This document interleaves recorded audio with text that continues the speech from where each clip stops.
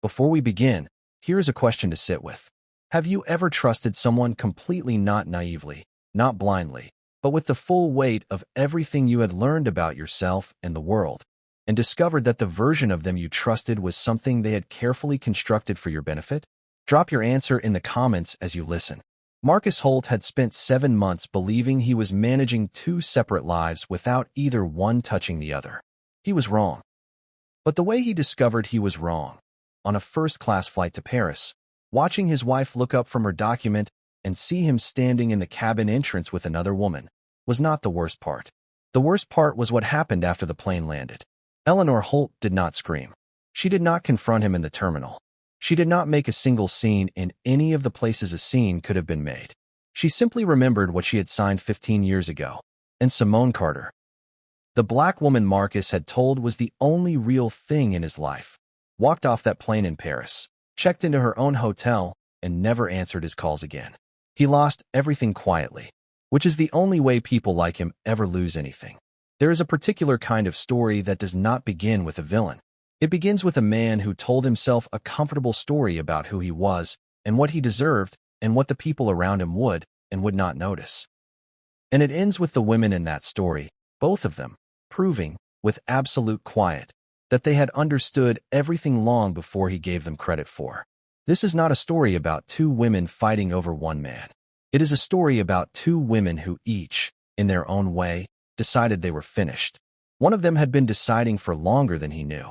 The other decided at 30,000 feet over the Atlantic Ocean. If you have ever been the person in a situation who understood the most and said the least, this story is for you. Before we begin, one small ask.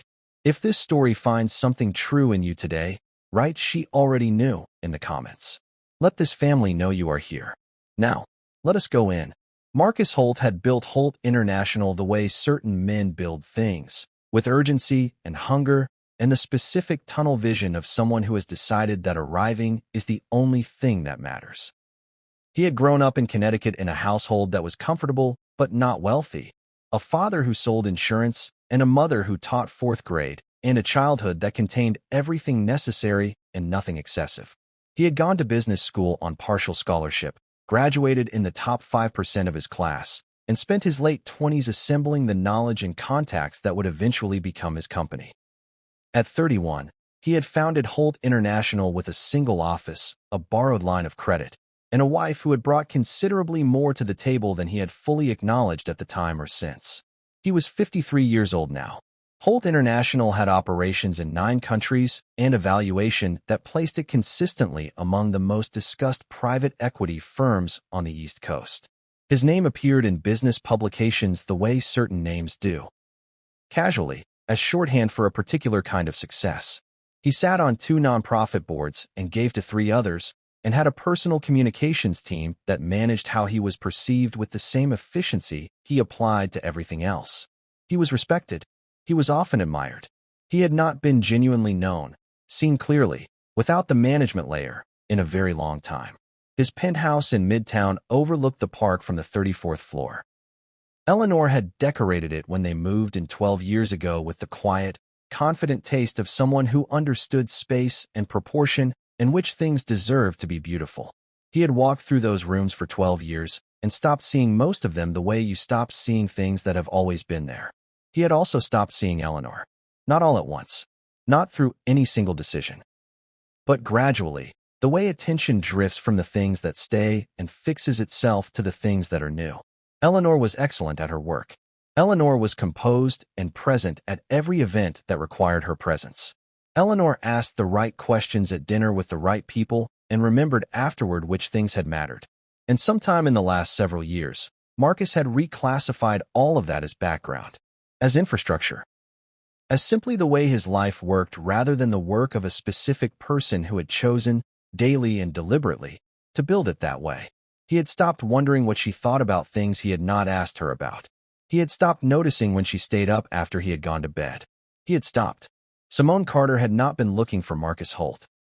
She had been looking for a good restaurant near her office on a Thursday evening in March when she ended up at the small French bistro on 52nd Street that her colleague had recommended and found herself at the bar waiting for a table, reading a brief on her phone, when the man beside her said, without preamble, "That looks complicated."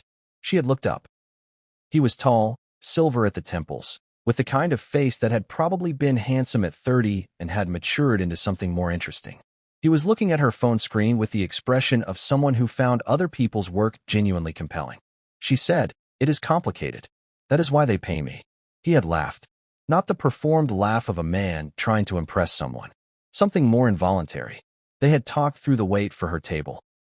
And then, because the restaurant was full and she was alone, and he was alone, and neither of them had anywhere they needed to be by a particular time, they had eaten at the bar together and talked for 2 more hours. She had asked, at some point during the second glass of wine, whether he was married. He said no. He said it the way people say true things, without hesitation, the word arriving clean and certain. She had believed him. She was 38 years old. She was a senior partner at a litigation firm that handled high-stakes corporate work. She had made her career on her ability to read people accurately under pressure, to find the place where a statement became a construction rather than a truth, to understand the difference between what was being said and what was being communicated. She had believed him. That was not a failure of intelligence. It was a testament to how practiced the lie had been. In the 7 months that followed, she had built something she believed was real, not uncomplicated. She understood from the beginning that Marcus was a man whose life had a great deal of structure in it, and that she was not the center of that structure, but real in the way she required. Present when he was present. Honest, she thought, about what they were. She had made room for him in her life with the care of someone who understood that care was a decision, not a reflex. She had not known she was making room inside a lie. The first thing Simone noticed about Marcus was that he listened differently from most people. Not the performed listening of powerful men at networking events. The eye contact maintained just long enough to appear engaged, the response preloaded before the other person finishes speaking. Marcus listened the way someone listens when they are genuinely interested and have temporarily forgotten to manage the impression they are making. It was, she thought later, the most honest thing about him. In the months that followed the bistro, they found a rhythm. Thursday evenings when he was in the city. Occasional weekends that materialized with enough notice for her to clear her schedule, but not so much that it required planning she had to rearrange her life around. A handful of trips. Washington in April, Chicago in June, Paris mentioned once, casually, in the way you mention a thing you want to happen without quite committing to it. He learned how she took her coffee and that she read on paper rather than screens when she had the choice, and that she went quiet when something was bothering her in a way that was easy to miss if you were not paying attention. She learned that he was sharper than he let most people see and that he carried something heavy and unresolved in the way he talked about his work, a restlessness underneath the success that she recognized as the particular dissatisfaction of someone who had arrived somewhere and found it less than advertised. She did not know she was learning the real version of a man whose actual life was structured around another person entirely. She knew something was complicated. She had always known something was complicated. But complicated and a constructed lie are different things, and she had extended, with the precision of a careful woman, the benefit of the doubt she had earned the right to extend. It ran out at 30,000 feet. The trip to Paris had been Marcus's idea. He had booked it 6 weeks in advance. 2 seats in first class on the Thursday night Air France flight, arriving Friday morning. He had framed it the way he framed everything. A long weekend, Paris in October, the trip she had mentioned wanting to take. He had told Eleanor he was attending the Dumont Capital Conference, which was real and which he attended every year and which had never before involved a companion. What he had not checked, through negligence or through the particular arrogance of a man who has managed successfully for long enough to stop double-checking his management, was whether his wife was booked on the same flight. Eleanor served on the board of the Ellison Foundation. Their Paris board meeting happened every October. It had happened every October for 11 years. She had attended for 6 of those years while they were married, at which point Marcus had stopped accompanying her and gradually stopped tracking the dates. He had not thought to check. He would think about that oversight for a long time afterward. The specific mechanics of how a man can be so confident in his management of a situation that he stops verifying the basic conditions on which the management depends. He would think about it and not arrive at any comfortable conclusion. The black car delivered them to JFK at 9:40 on a Thursday evening. Simone wore a camel-colored coat and small gold earrings. She carried an overnight bag and the novel she had been meaning to finish for 3 weeks and a quiet, forward-leaning anticipation that she had allowed herself to feel without apology. She had never been to Paris. Marcus walked through first-class check-in and collected their boarding passes and moved through security and into the terminal with the efficient, unhurried stride of someone who traveled this way often enough for it to require no thought. Neither of them thought anything particular when they boarded. The cabin was mostly full. Warm lighting, the smell of good leather, a flight attendant moving through the aisle with professional warmth. Marcus stepped through the entrance and looked toward their seats. And stopped. Seat 2A. Eleanor sat with her reading glasses on and a document open on her tray table. Dark blazer, pearl earrings, champagne untouched beside her. She wore the particular composed expression she brought to board meetings and formal occasions, and every moment that required her to be the unreadable version of herself. She looked up when Marcus stopped moving. Her eyes moved from his face to Simone standing one step behind him in the cabin entrance, still holding her overnight bag, still unaware of what she was about to understand. Eleanor held Simone in her gaze for 3 quiet seconds. Then she looked back at her document. "Good evening, Marcus," she said. Her voice was the temperature of still water. Simone heard the name before she processed the rest of it. She stepped into the cabin and looked from the woman in 2A to Marcus and read his face the way she read everything, with the full attention of someone trained to understand what an expression does not say rather than what it does. His face had no layers left. Every managed, practiced surface of composure was gone. He looked like a man standing on glass. "Who is that?" she asked. Her voice was completely even. A flight attendant appeared and offered to stow his carry-on and directed them to their seats with professional warmth. 2B and 2C. Just here. 2B was directly beside Eleanor. Marcus looked at the seat, then at Eleanor, then at Simone. "My wife," he said. Simone went still. The overnight bag remained in her hand. Her expression did not break. It reorganized itself, with the specific efficiency of someone who has just received information that requires every piece of previous understanding to be reclassified simultaneously. She sat in 2C. The cabin doors closed. The aircraft began to move. Eleanor turned a page. She did not speak again for 40 minutes. When she did, it was quietly, angled toward Marcus, below the ambient sound of the cabin. "How long?" she asked. He said, 7 months. She nodded once. The way you nod when a number confirms what you already calculated. She picked up her champagne and took one small, unhurried sip. Then she set it down and looked back at her document. "I know," she said.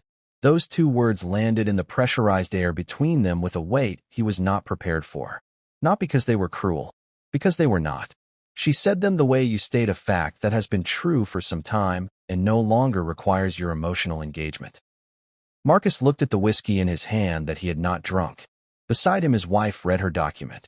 Behind the partition of 2C, Simone sat with the book she was not reading.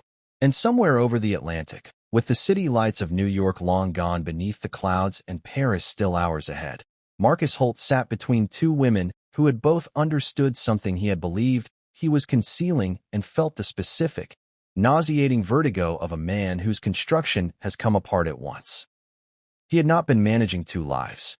He had simply been the last to see the one he was actually living. Midpoint question for you. Have you ever been in a situation where you understood everything but chose to say nothing because silence was more powerful than any words you could have used? Somewhere over the mid-Atlantic, Simone pressed the call button. The flight attendant arrived with professional quiet. Simone asked, in her calm and precise attorney's voice, whether there was a different seat available in the forward cabin for the remainder of the flight. The attendant checked her tablet. "There is one available," she said. "That would be perfect," Simone said. She gathered her book and her water and her overnight bag from the overhead compartment with movements that were steady and deliberate and entirely without drama. She did not look at Marcus. She did not look at Eleanor. She walked forward through the darkened cabin and sat down in a seat that was hers alone and did not look back. Marcus watched her go. Eleanor did not look up. The remainder of the flight passed in the particular silence of a man surrounded by the consequences of his choices with no remaining avenue for management. The whiskey went unfinished. The dinner went untouched. He reclined the pod at some point and lay in the dark with the ambient sound of the aircraft around him and thought about the specific moment 7 months ago when he had sat at the bar of a bistro on 52nd Street and looked at a woman reading a complicated brief on her phone and said, without hesitation, when she asked, no, he was not married. He thought about how clean the word had felt coming out. He thought about all the moments since then when she had given him something real.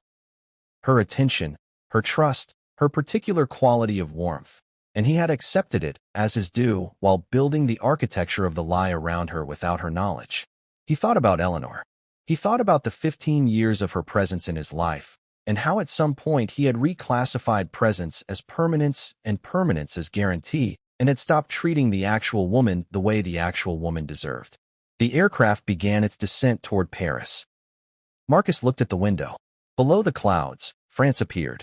Fields and roads, and then the outskirts of the city in the early morning gray. He had planned this trip as a gift for a woman who had never been to Paris. He had delivered it as the moment she understood she had been lied to from the beginning. The plane landed. The cabin lights came up.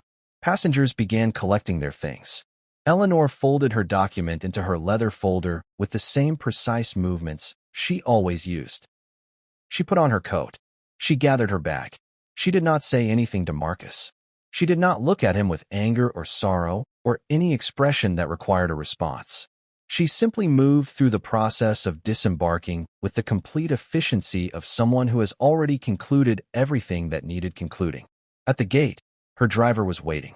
She walked toward him without looking back. Marcus came through the gate and stood in the arrivals hall. Simone was not visible anywhere. He checked his phone. Nothing. He attended the conference. He sat in glass-walled rooms near the Seine and said the right things and shook the right hands and performed the version of himself that these rooms expected. His assistant had arranged dinners he ate largely alone. Paris did what Paris does. It continued being beautiful and entirely indifferent to the specific disaster moving through its streets. On Tuesday evening, 3 things arrived. A message from his personal attorney recommending an urgent call. A message from his CFO about a board matter that could not wait. And nothing from Simone. The call with his attorney lasted 22 minutes. Eleanor had filed for divorce the morning after they landed. She had engaged a firm that specialized in high-net-worth asset division and had done so. His attorney was careful here, deliberate, with documentation suggesting she had been prepared to file for considerably longer than 24 hours. Then came the other thing. The thing Marcus had stopped fully thinking about across 15 years of building Holt International into what it had become. 15 years ago, when the company was still a single-office operation with a borrowed line of credit, Eleanor had signed documents. Her own attorney had drafted them. Founding partner documents that established her equity stake at 49% of Holt International in exchange for the seed capital she had brought from her family trust. He had agreed to those terms when he needed them. He had stopped thinking about them when he no longer needed to think about them. Eleanor had never stopped thinking about them. The board meeting his CFO needed to discuss was not a crisis in the conventional sense. It was a shareholder meeting called by a party holding just under 50% of the founding equity. Eleanor had not taken the company from him. She had simply exercised rights that had existed since the beginning of their marriage, and which Marcus had spent 15 years treating as part of the furniture. He built the empire. She signed the papers that made it possible. He forgot. She did not. His attorney said, across the last minutes of that 22-minute call, she is not being vindictive. She wants what the documents entitle her to. She has made no public statement. She has not contacted the press. She is simply leaving, and she is taking what was always hers. Marcus sat in his Paris hotel room after the call with his phone face down on the desk and looked at the city outside the window and understood something he had been circling without landing on for several months. He had not been living 2 lives. He had been living one life, the real one, the one Eleanor had co-built from the beginning, and performing another one in the spaces he had hollowed out from it. And the woman he had invited into those spaces had deserved better than to be the person who discovered this at 30,000 feet. He did not hear from Simone again. He stopped trying to contact her after the 4th unanswered message.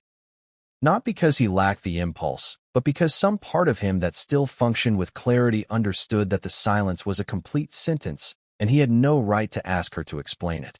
He found out through a mutual contact 3 weeks after he returned to New York that Simone had given notice at her firm, accepted a senior partnership in Washington, D.C., and relocated within 2 weeks of returning from Paris.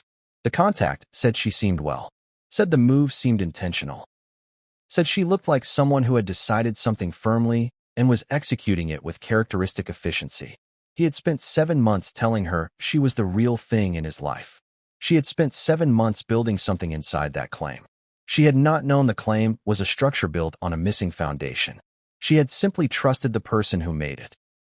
And when the foundation revealed itself at 30,000 feet, she had gathered her bag and moved forward in the cabin without drama, and checked into her own hotel, and flown home, and rebuilt her life with the same efficiency she brought to everything, because that was who she was, and that was who she had always been, and none of it had required him.